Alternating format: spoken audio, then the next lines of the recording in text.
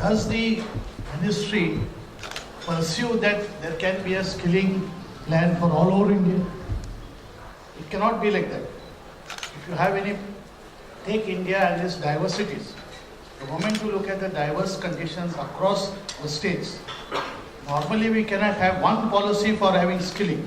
So what is required is that the initiative that the center is taking, that has to come down to the state level and also at the local district level. Unless you do that, I don't think there can be one program for skilling all over India.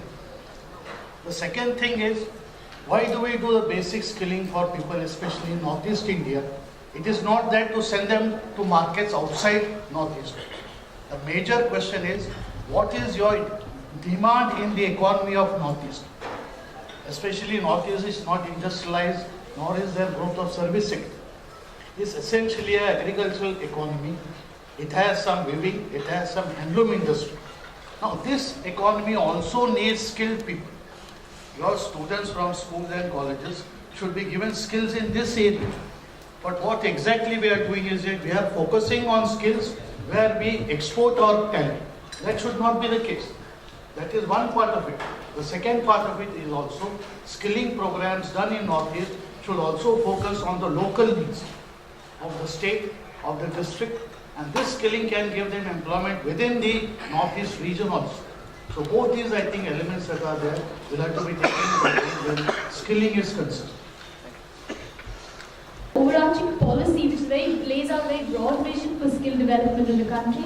Our programs operate at the state level. We work very closely with the state missions to set the targets within that state. We have training partners and NGOs and organizations, a network of organizations on the local level implementing it. And lastly, entrepreneurship is a very key component of our program, precisely to ensure that people who are trained can also become job creators in their own area. Well, it's national and international. That means you should be looking at global requirements, the national requirements, and also the local requirements. I think I agree with what Dr. Mishra has also said. But the thing is, with so many young people growing up, do we have room to accommodate all of them in all the industries? The Northeast doesn't have the industries that the rest of the country has. So what we are suggesting, for me, I personally feel is that when we send them outside, we need to skill them so that they can actually come back and replicate some of those industries here and thereby become job creators as well. Without that exposure and that experience, just training them is not going to be enough. If you send them abroad, always be discriminated by giving a lower wage salary that is there. So the attitude, when you go outside, it is mainly for that, because the market there wants some people skilled, minimum skilled, where they can give lower wages. Please understand that. See, the attitude that getting in Northeast students outside is basically this one. But we cannot create that fear in them to have to become global citizens. And the only way to become global citizens is to have exposure. Sir, I think it's high time that we nail the things right on the head. First thing first, when you talk about skilling, you talk about something like a carpenter, you talk about a mason, a Rajmistri. Basically, the demand for that is there in Guwahati. Let's take Guwahati, right? We have to accept the fact that 90% of the people who are working as laborers don't have Indian passports. Wake up and smell the coffee, that's the actual truth. So now if you train 200 more carpenters, the jobs are already taken. So what you are talking about, it's a deeper issue. We need to go into politics. This is not the forum for it. We're talking about sealing borders, we're talking about illegal migrants. So at the present moment, the best option is to skill them and send them out so that they can earn money, and then, as ma'am said, maybe come back and contribute to society at some later stage in life. But if you want to develop the jobs right now, that is beyond the ambit of this conference. We are talking industrialization. I'm sorry. Yeah. My name is Dr. N.C. Boda, Chairman and Managing Director of GNRC. My question here, I'm sure there are representatives from central government. We are federal structured in papers, not in actions. There are regional needs, and the needs are different from regions to regions. There are differences within the country, there are differences within the region, there are differences within the district even. But in order to fulfill the needs and aspirations of the regional, areas, this planning and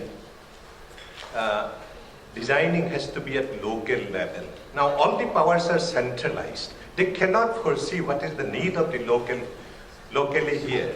And as a result, for example, I'll tell you one thing. When they make policy for the whole of India. But needs of Gujarat, needs of Delhi, needs of Kerala are totally different from the needs of the Northeast regions. We don't have any say while planning for this region. Policies are taken at Delhi and they are being decided without even having a word with us. So I think probably, though we say that we are federal in its structures, in action it is not happening. Unless it happens, these regional imbalances will continue to stay here. It will not go away. For 10 years, I was speaking to some other professors yesterday and today as well. Dr. George is also here. We, the teachers, the faculty, also have a view on how skills and schooling both have to be looked at not only from a myopic view, but a much wider framework. The kind of technological disruption that has come into play, not blaming the social media, but the spans of attention have really gone down in the classroom. How do we take teaching and skilling, perhaps also the aptitude tests that are required at 6th grade, 8th grade and 10th grade levels to decide scientifically what skills should a person be focusing at? How do we make education and skilling more interesting for the number of youth that are here today? The youth, do you agree with me? The spans of attention have gone down? No, it hasn't gone down. He's very focused. So, ladies and gentlemen, if you can give some views, how can we make it more interesting for the students, not only from the policy view, but from the student's point of view? That's one of my concerns. Thank you. Actually, it was for Vikram Aditya, and I agree with everything you say, but there's a point I want to share regarding your speech. Is that we call ourselves Indian. We join armed forces as we are Indians. But we recently joined an all-Indian event that was held in Karnataka, and there we were asked where you came from, and when we said that we are from Northeast, and they were like, oh, okay, you are from China? No, Northeast, we are from India only. That's why we are representing Northeast as an Indian. Yeah, please carry on. Okay, so if we consider ourselves as Indians, then Indians, other people also have to consider us as Indians. We can't accept ourselves as we are part of the country, but without other people considering us as a part of their country. The main thing is that India should be aware of what Northeast is. We draw an Indian map in every school, and we know that what state there is in India. But the other people, when they draw a map in schools, don't they know that there is something like Northeast in the Indian map? Okay, thank you. Okay, I think I just request Dr. Divyanamya to just answer the question, and then we conclude the session. And linking training with, one way to do it is by linking training with what's happening on the ground, on the shop floor, so there's a connect between what they do and what they learn. That makes it more interesting. And now we move on to Mr. George. Mr. Aman, just one thing to add to what Dr. just said. Simple thing. Take the fear out of teaching. Take the fear out of teaching. As long as the fear is there, you can't assess a class 6 or a class 8 kid.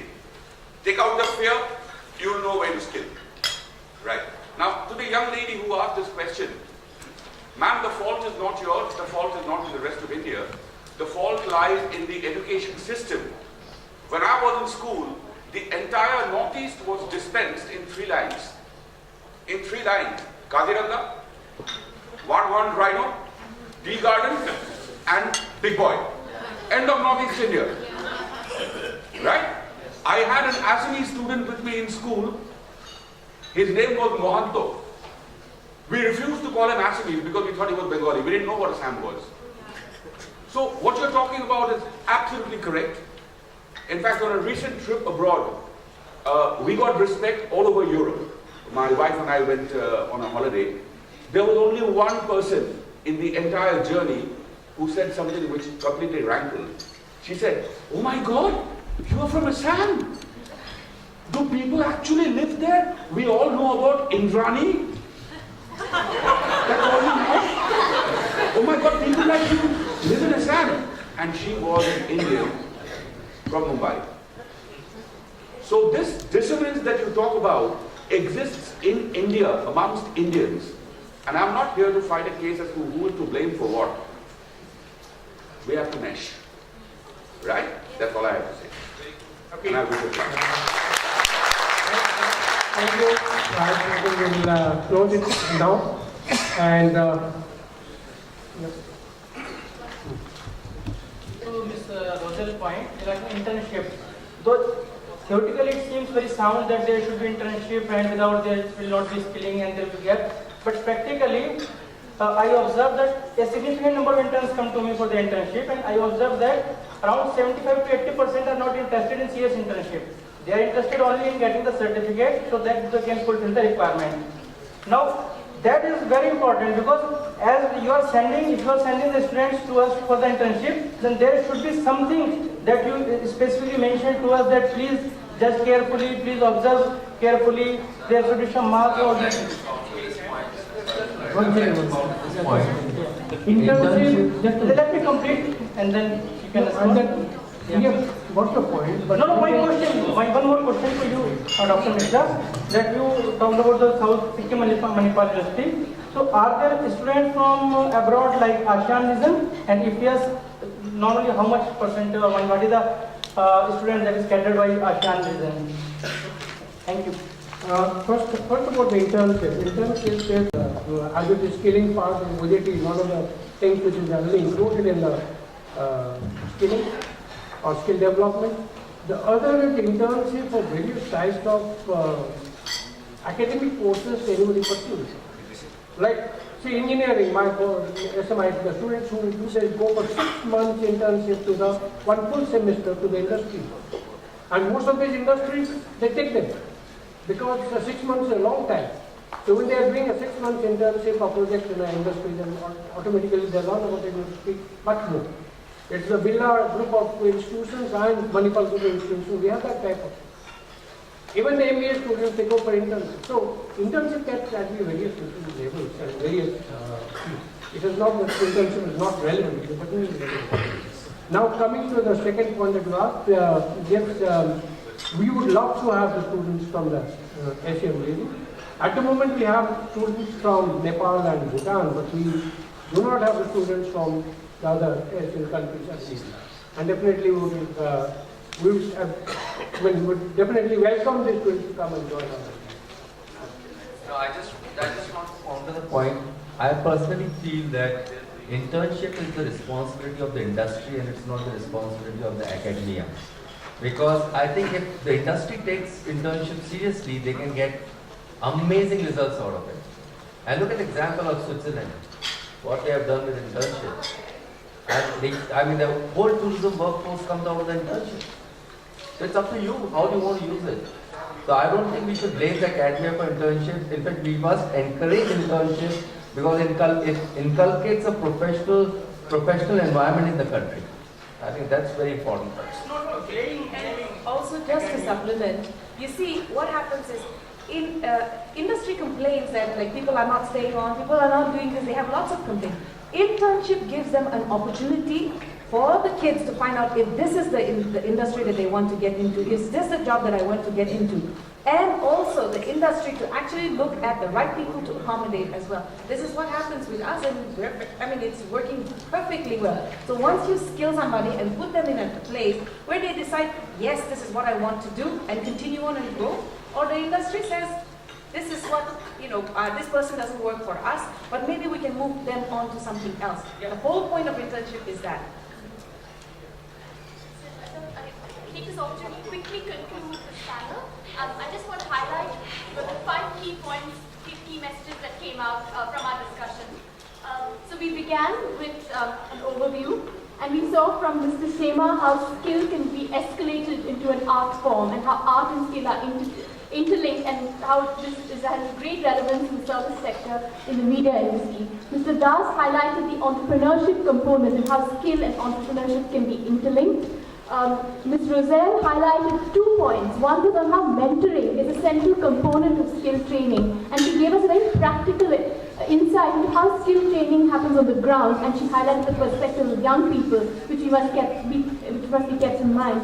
This is in contrast to Mr. Vikramaditya's session and his speech, where he looked at the other side, the customer. How do we ensure skill training meets the customer's needs and ensures customer delight? So there's a symbiotic relationship between the person who acquires skill and the person for whom experiences the skill. And in that context, Mr. Praveen Roy highlighted the role of the Sector Skills Council in really bringing all these points together. And then finally, Mr. Shovraj Mishra escalates this entire skill ecosystem, connecting it to the university and the education system. I think we've had a fabulous panel. I know there are lots of great questions, but please do keep in touch, and I'll be happy to answer them later. Thank you.